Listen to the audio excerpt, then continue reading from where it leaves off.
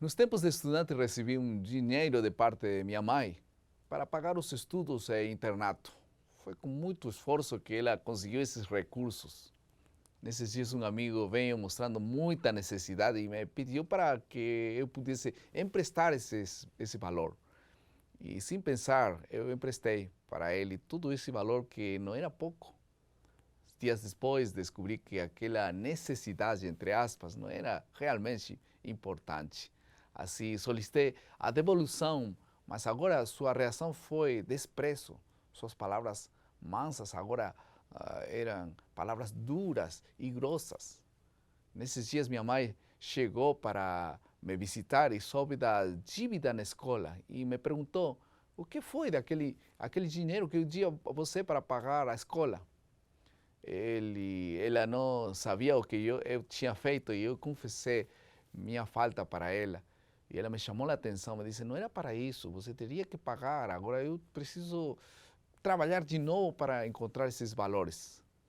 Eu pedi perdão a ela, eu pedi desculpas a ela, mas o dano já teria sido feito. E o esboço da lição dessa semana, o foco da lição dessa semana é que cada um de nós reconheça diferentes tipos de personagens, inclusive insensatos, pessoas preguiçosas e amigos bons e maus, fazendo-nos lembrar de que as qualidades de caráter não são algo superficial e que afetam outros, além da pessoa que a possui. Também vamos falar um pouco sobre Jesus e sua natureza. Olá, tudo bem? Bem-vindos a esse momento especial. Estamos no esboço da lição da Escola Sabatina e estamos já na lição número 10. E o título da lição é Por Trás da Máscara. Vamos estudar o capítulo 25, 26 e 27. Logicamente, há tantas lições, vamos escolher alguns 3 assuntos fundamentais e vamos comentar isso. E para isso está conosco mais uma vez o pastor Edson Nunes, que é professor de teologia na Universidade de Aspen Engenheiro Coelho. Bem-vindo. Obrigado, pastor. Vamos pedir a direção de Deus para que nos guie no estudo da palavra de Deus, por favor. Nosso Pai, nosso Rei, nós te agradecemos mais uma vez por estarmos aqui, te agradecemos por tantas bênçãos que derramam sobre nós e te agradecemos pela oportunidade de podermos estudar a tua palavra. Esteja conosco nos momentos que se seguem, com aqueles que estão assistindo também, nós te pedimos isso em nome de Jesus. Amém. Amém. Vamos a iniciar logo com essa expressão do capítulo 25, verso 2. Glória de Deus é palavra escondida. O Provérbios fala muito dessas frases idiomáticas, seriam frases poéticas que têm uma aplicação preciosa, né? O que significa essa expressão, então? A expressão glória, kavod, né, ela tem a ver com peso, né? Seria até, de uma certa maneira, uma tradução literal, seria o peso. E o peso, em várias passagens da Bíblia, em vários momentos da Bíblia, a gente entende que esse peso de Deus é a presença dele, ele se fazendo presente. Então, a presença de Deus é a sua glória, né, o seu peso sobre a criação. E a palavra escondida. Aqui a gente tem, na verdade, a gente tem aqui no 25, verso 2, a gente tem uma tradução que talvez não fosse a melhor, né? A nossa tradução diz assim: a glória de Deus é encobrir as coisas, mas a glória dos reis é esquadrinhá-las. Né? E, na verdade, talvez a melhor tradução fosse a glória de Deus é a palavra escondida e a glória dos reis é buscar a palavra. Né? Buscar a palavra. Então, a gente percebe aqui um aspecto interessante, né? Uma linha interessante do texto. Né? A glória de Deus é a palavra escondida. Como assim? Uma palavra escondida. Pareceria que estivesse velada, né? Alguma coisa que está meio, que parece que Deus colocou meio de lado para ninguém achar, né? Mas a glória dos reis é buscar essa palavra. É interessante porque na festa da Páscoa, na tradição judaica, você come o pão ázimo, né? A matzá. E existe uma sobremesa na cerimônia da Páscoa e a sobremesa é a matzá. Chama afikoman. Mas o afikoman, ele é o pão, a matzá, ou seja, o pão ázimo, é só água e farinha, sem fermento, sem nada. E aí, no início da cerimônia, você quebra essa matzá ao meio e você esconde uma parte dela. Você guarda, esconde. E depois da ceia, depois do jantar e tal, aí as pessoas procuram a palavra. Oh, desculpa, já estou até solucionando, Sim, né? yeah, yeah. Eles procuram o pão escondido, e esse pão escondido vai ser a sobremesa. E é interessante como João começa o evangelho dele, a gente já falou disso aqui em outros momentos nas lições passadas, mas ele começa dizendo, o princípio era o verbo, e o verbo estava com Deus, e o verbo era Deus. Né? Ele começa falando da palavra, do logos. Né? Então a palavra estava com Deus, mas a palavra foi revelada aos homens. E aí a gente vai para Hebreus capítulo 1, né? Deus falou de muitas maneiras aos pais, pelos profetas, mas nos últimos dias falou através do Filho. Então, a ideia é de Cristo, de Jesus, como sendo essa palavra revelada de Deus. Né? Então, vamos dizer assim, a beleza que a gente encontra aqui em Provérbios capítulo 25, verso 2, é que a glória de Deus é essa palavra, que está escondida, mas que é revelada em determinado momento. Mas a glória dos reis é buscar a palavra. Ou seja, não se aplica diretamente a nós, no caso que nós somos reis, mas somos homens colocados para buscar a palavra. Né? Então, a nossa glória está em buscar a palavra. E em seu determinado momento, essa palavra há de se manifestar também. Sim, na vida. Ela se revela. De todos nós. E essa palavra é Jesus, João capítulo 1, fala que essa palavra se fez carne e aí habitou depois entre nós. Aconteceu tudo isso. Falando ainda de pão, no capítulo 25, verso 21 e 22, diz que dá-lhe o pão ao que te aborrece.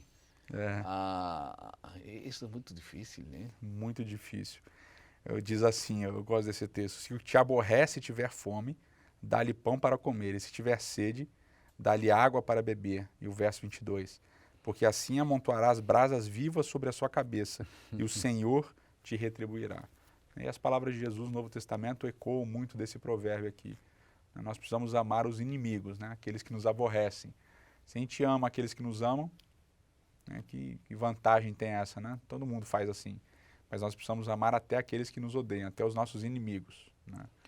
E a verdade é que depois os capítulos seguintes, 26, 23, falam um pouco sobre a dificuldade que temos de poder receber o conselho dos amigos. Não? Ninguém gosta de receber conselhos. E há pessoas que têm uma lábia extraordinária e convencem outros, mas são palavras falsas também. Então, todo esse paralelismo é muito interessante, né? Para os sábios, é muito claro que terão essa facilidade de poder aceitar conselhos, né? Quando eu era mais jovem, assim, tem aquela fase da adolescência que seu pai fala as coisas, sua mãe fala as coisas e você não escuta, né? Você quer quebrar a cara sozinho, né? Você quer fazer as suas coisas sozinho. E é interessante, quando eu tive os meus 2 meninos, eu comecei a perceber quão valiosos eram os conselhos do meu pai e da minha mãe e que eu queria fazer sozinho. E hoje eu comecei a perceber com os meus filhos quão importantes eram esses conselhos e eu não dei ouvido. Ou seja, o coração do sábio ele precisa estar aberto, e ele está aberto, né? Quando ele é sábio, está aberto a ouvir os conselhos mais experientes, das pessoas que têm mais tempo de rodagem, para você não precisar errar os mesmos erros que foram feitos, né? Isso é sabedoria também. Sábios a seus próprios olhos. Parece que hoje todo mundo é sábio e tem seu próprio conceito. A verdade não está mais na palavra de Deus, está na vida de todas as pessoas. Essa é sua verdade, essa é a sua verdade. Se ha diversificado a verdade, isso se chama hoje como verdade relativa, o que é verdade para você não tem necessariamente que ser verdade para mim. E eles convivem em paz, né? Não, tá tudo bem, isso é verdade para mim, vão ser amigos igual. A palavra de Deus absoluta vai sumindo da vida dos seres humanos, né? Tem uma ilustração, e essa ilustração é muito, muito interessante, do Chesterton, né? E ele conta a história de um velejador, né? Um velejador que sai da sua cidade, da sua praia, né? E ele veleja, ele traça um plano, mas ele não percebe que ele faz uma volta quase em círculo, né? E quando ele chega de volta, ele chega basicamente no mesmo lugar, e ele achando que tinha descoberto alguma coisa. Então ele chega, ele começa a ver as coisas, olha, mas que vegetação interessante, mas olha que fauna, que flora, etc, interessante. E ele está, na verdade, a descoberta que ele faz é uma redescoberta, né? Então ele viaja, ele sai do lugar que ele estava, que ele precisa descobrir uma nova coisa, ele sai, viaja, mas na verdade ele volta para o mesmo lugar. E quando ele chega de novo no mesmo lugar, ele vê as coisas, mas ele vê de outro jeito. E esse ver de outro jeito é o redescobrir a descoberta. E como é que a gente aplica isso para a questão da verdade relativa e absoluta? Na verdade, nós já vimos isso na lição 4, se eu não me engano. O problema dessa questão da verdade relativa é que a verdade no texto bíblico ela não é um conceito, ela não é uma ideia, não é uma ideologia. A verdade no contexto bíblico ela é uma pessoa, ela é a divindade, ela é Deus, ela é Jesus Cristo, é o Espírito Santo. Ou seja, a verdade ela não pode ser relativa porque ela é absoluta. Ela é absoluta, ela é o ser divino. Porque Deus não muda, né? Eu sou a verdade, eu sou o caminho, eu sou a verdade, eu sou a vida. Ou seja, ele é a verdade. Ou seja, uma pessoa ela não é relativa, ela é absoluta. Você não é relativo, você é absoluto. Agora, a maneira como eu enxergo a verdade pode ser relativa. Eu posso, obviamente essa não é uma ilustração possível agora, mas eu posso somente ver o seu lado direito. Ou somente ver o seu lado esquerdo. E aí tem vários contos que tratam mais ou menos da mesma situação. O que eu conheci primeiro, é o chamado A Lanterna de Quatro Cores, de um escritor israelense chamado Yael Peretz. E ele fala, olha, a verdade é a lâmpada, mas os homens enxergam a lanterna que está em cima da lâmpada. E ela é colorida. Então ele conta essa parábola, essa história de uma outra maneira. Mas a verdade é que nós enxergamos a revelação de maneiras diferentes, mas ela é uma só. E isso, de uma certa maneira, é propositado, e de outra, não. O que eu quero dizer com isso? Que soa muito filosófico, né? Veja, como Deus se revela a Moisés não é da mesma maneira como ele se revela a Elias, ou como ele se revela a Jacó, ou como ele se revela a Abraão, e assim por diante. Mas a revelação é a mesma. É a mesma. Ou seja, a maneira como ele se revela não é a mesma, mas a revelação é a mesma. Então a gente pode, e eu vou colocar isso entre aspas, nós podemos relativizar a maneira como a revelação acontece, mas a revelação ela vai ser sempre a mesma. E a revelação é Jesus. É a palavra que precisa ser buscada. E aí estão os princípios, não? Os mandamentos de Deus, especificamente, são princípios que não podem mudar. E nós não consideramos isso que se adequa ao tempo, às circunstâncias, podem mudar. O que pode mudar são os preceitos, algumas normas específicas. Jesus usava cabelo, era votos nazarenos, etc. Mas Deus não muda, os princípios fundamentais não. Sempre foi mal matar, sempre foi mal mentir, sempre foi mal o sal, sempre foi um preceito eterno, enfim. Deus nos ajuda a manter-nos firmes e fiéis aos preceitos e princípios inalteráveis. Vamos à terceira parte do nosso esboço, que é a aplicação. Em relação às coisas de Deus, sua natureza, seu amor, etc., descobrimos que quanto mais aprendemos, mais percebemos que quão pouco sabemos. Os princípios são eternos e estão fundamentados na palavra de Deus. Esses princípios não mudam, nem com o tempo, nem com a cultura. As normas podem ser alteradas de acordo com o tempo e as circunstâncias, mas os princípios de Deus, seus mandamentos são inalteráveis. Que outra lição podemos aplicar para nosso diário viver? Eu gostaria de relembrar da conclusão de Chesterton, né? Daquela história que eu contei. A descoberta, na verdade, é uma redescoberta. Existe uma ideia, e essa ideia tem um rabino chamado Heschel, que ele trabalha bastante essa ideia, que é a ideia do senso do maravilhamento. Né? Quando a gente acha que a gente esgotou a palavra de Deus, quando a gente acha que a gente sabe tudo, é porque a gente perdeu o senso do maravilhamento, de abrir a palavra e encontrar aquilo que, na verdade, é antigo, mas se torna novo. Porque cada vez que eu leio a palavra, ela continua a mesma, mas eu sou diferente. A palavra está me transformando, então eu vou ser diferente ao ler a palavra cada vez que eu lê-la. Então a descoberta precisa ser uma redescoberta, na verdade. Amém. Vamos agora ouvir um curto mensagem do resumo da lição por o próprio autor, Dr. Dukan. First of all, let's be clear about. Antes de tudo, vamos esclarecer esse problema com a aparência. Não há nada de errado em ter uma boa aparência. Nada de errado com a beleza. Inclusive, a Bíblia valoriza a beleza, a importância da estética, o fato de que Deus criou a natureza e o mundo e nos criou também bonitos e perfeitos. E a Bíblia enfatiza isso. Essa é uma das razões. A segunda razão é quando isso que eu vejo se torna um critério de avaliação. Você encontra na Bíblia a história de Saul, que era alto e forte, então ele era para ser escolhido. Mas Deus diz, não é esse o escolhido, porque não é o que você vê que é importante para mim. É, na verdade, o que está no interior, aquilo que você não vê. A Bíblia também nos adverte contra o perigo do engano da aparência. Algumas vezes nós criamos uma falsa aparência. Nós estamos fazendo algo que não é verdadeiramente belo.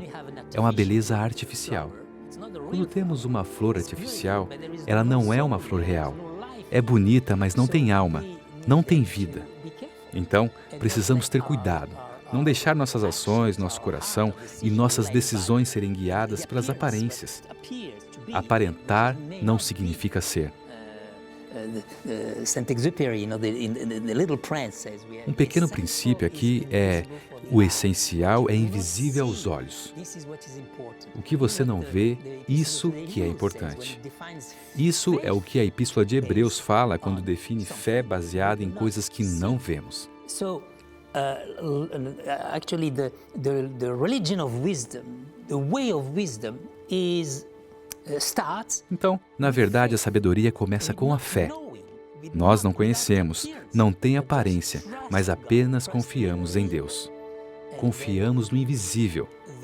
Então o resultado irá lhe dizer que você fez a escolha certa. Você não saberá agora, apenas no futuro. O invisível, a falta de aparência, é essencial para a sua fé, para o amor e, na verdade, para a vida.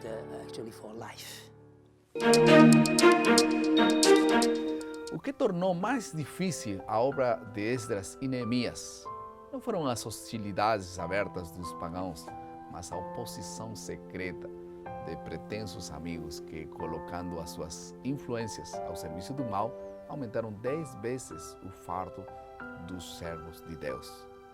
Os sucessos que acompanharão os esforços de Neemias mostram que a oração, fé e ação sábia é enérgica e também é poderosa para poder realizar grandes milagres. Se estás passando por alguma situação de traição, oposição, enquanto a fazer a obra de Deus, não desistas, avança pela fé. Deus se encargará de retirar as pedras do caminho. Vamos orar por isso. Que Deus te abençoe. Querido Pai, muito obrigado, Senhor, por tua palavra. E que essa palavra escondida, essa palavra que às vezes não entendemos, possa se clarear cada dia em nossas vidas. E nós possamos ver diferente quando encaramos inimigos ou oposição. Que o Senhor possa se revelar cada dia em nosso diário viver. Em nome de Jesus. Amém.